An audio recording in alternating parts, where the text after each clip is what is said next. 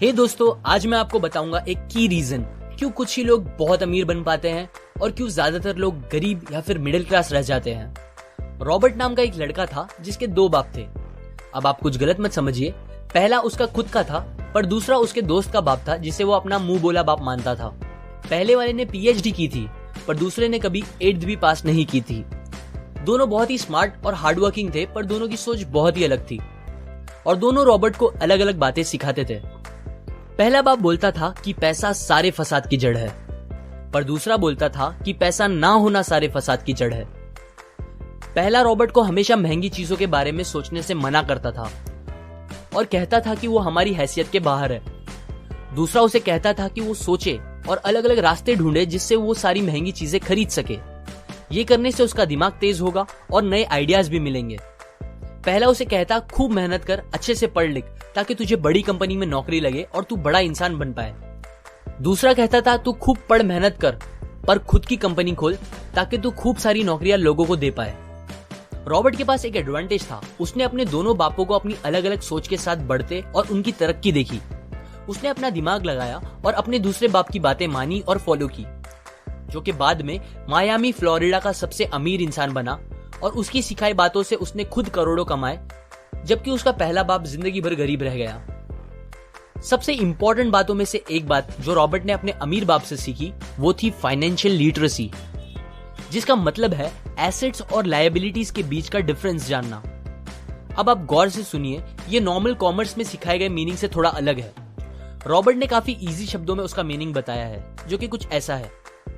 Assets कोई भी वो चीज होती है जो आपको पैसे बना के दे या फिर आपके जेब में पैसे डाले, और लायबिलिटीज वो चीजें होती है जो आपके जेब से पैसे ले ले या आपके पैसे खत्म करे। अमीर लोग इसीलिए अमीर होते हैं बिकॉज वो अपने एसेट्स बनाते हैं, जबकि मिडिल क्लास लोग बस लायबिलिटीज पे खर्च करते हैं। मिसाल के तौर पर रमेश और सुरेश नाम के 2 दोस्त थे। दोनों सेम पोजीशन और सेम सैलरी पे काम करते थे। जब भी उन्हें सैलरी मिलती, रमेश अपनी सैलरी से नए कपड़े, नए गैजेट्स, नया फोन, बाइक या कार ऐसी चीजें खरीदता था जो उसे अमीर जैसा फील कराती थी। पर वो ये नहीं समझता था कि ये सारी चीजें लायबिलिटीज है जो उसके पैसे उससे ले रही है, ना कि बस जब वो उन्हें खरीदता है तब, बल्कि आगे भी मेंटेनेंस वगैरह के लिए, जिसकी वैल्यू वक्त के साथ कम हो जाएगी और ना ही वो उससे आगे कुछ पैसों का प्रॉफिट देगी। बट सुरेश ऐसा नहीं था। वो ये सारी चीजें नहीं खरीदता था जब तक कि उसके लिए बहुत जरूरी ना हो वो चीज खरीदना। वो पैसे जमा करता था और एसेट्स पे खर्च करता था, जैसे कि स्टॉक्स, बॉन्ड्स, रियल एस्टेट, अपनी खुद की स्किल्स बढ़ाने के लिए या कुछ सीखने के लिए जो उसे आगे और पैसे बना के दे। 2 साल बाद सुरेश करोड़पति बन गया, जबकि रमेश वैसे का वैसा अपनी कम सैलरी को कोसता रह गया और कहता था कम सैलरी उसके मिडिल क्लास होने का रीजन है। एक गरीब इंसान का कैश फ्लो कुछ इस तरह होता है, उसे पैसे मिलते हैं और फिर वो पैसे उसकी जरूरी खर्चों में खत्म हो जाते हैं। एक मिडिल क्लास का कैश फ्लो थोड़ा सा अलग होता है, उसे पैसे मिलते हैं, वो पैसे जरूरी खर्चों और लायबिलिटीज में खत्म कर देता है। इसीलिए मिडिल क्लास और गरीब में ज्यादा फर्क नहीं है। मोस्टली मिडिल क्लास लोगों को लगता है उनका घर उनका एसेट है, पर ऐसा नहीं है। आपका घर आपको पैसे बना के नहीं देता अनलेस आप उसको भाड़े पे दो, जबकि अमीर लोगों का कैश फ्लो ऐसा होता है, उन्हें पैसे मिलते हैं, वो उस पैसों से अपने एसेट्स बनाते हैं पहले और फिर उससे बने पैसों से खर्चा करते हैं। इसीलिए वो अमीर होते जाते हैं क्योंकि उनके इनकम के सोर्स बढ़ते जाते हैं। अगर आपको अमीर बनना है तो ये बात याद रखिए अच्छे से। इस बात से फर्क नहीं पड़ता कि आप कितना कमा रहे हैं, बल्कि आप उन पैसों को कैसे और कहां खर्च कर रहे हैं, ये इंपॉर्टेंट है।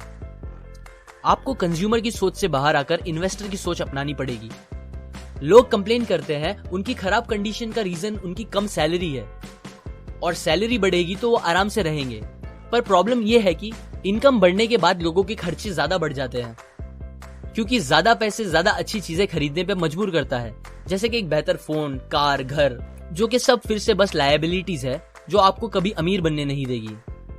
ये बातें मैंने रॉबर्ट कियोसाकी की book rich dad poor dad से पढ़ी है, जो वो पहली बुक थी जिसने मेरी सोच चेंज की और बेहतर बनाई।